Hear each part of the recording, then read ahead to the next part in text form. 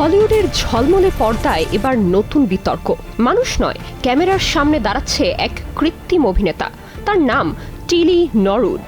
সকলের প্রশ্ন একটাই, এআই কি সত্যি আমাদের সৃজনশীলতার জায়গায় বাধা হয়ে দাঁড়াচ্ছে? অদূর ভবিষ্যতে কৃত্রিম বুদ্ধিমত্তাই কি হবে মানুষের বিকল্প? লন্ডনে উন্মোচন হয়েছে ফটো রিয়াল এই এআই চরিত্র টিলি নরউডের। লন্ডন ভিত্তিক এআই প্রোডাকশন স্টুডিও পার্টিকল 6 এর তৈরি এই চরিত্র নিজেকে পরিচয় দিচ্ছে বিশ্বের প্রথম এআই অভিনেতা হিসেবে। পার্টিকল 6 বলছে টিলিকে ঘিরে তৈরি হচ্ছে আলাদা এক জগৎ, টিলিভার্স। তবে সমালোচনার কেন্দ্রে রয়েছে বাস্তব অভিনেতাদের চাকরি হারানোর ভয়।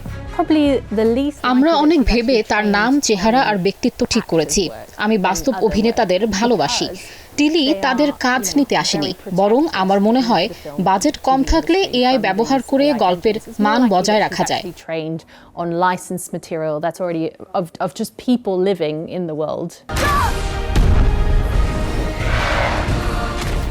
এআই নিয়ে উদ্বেগ শুধু এখানেই শেষ নয়, এমনকি অ্যাভাটার ফায়ার অ্যান্ড অ্যাশ ছবির তারকারাও মুখ খুলেছেন এ বিষয়ে। নিয়ন্ত্রণ আর নিয়ম দরকার, না হলে এই প্রযুক্তি অপব্যবহার হতে পারে। I think that when we all come together and we understand AI কি মানুষের সহকারী নাকি প্রতিদ্বন্দ্বী? টিলি নরউড সেই প্রশ্নটাই আরও জোরালো করে তুলেছে। Nirjona Nusrat, star news.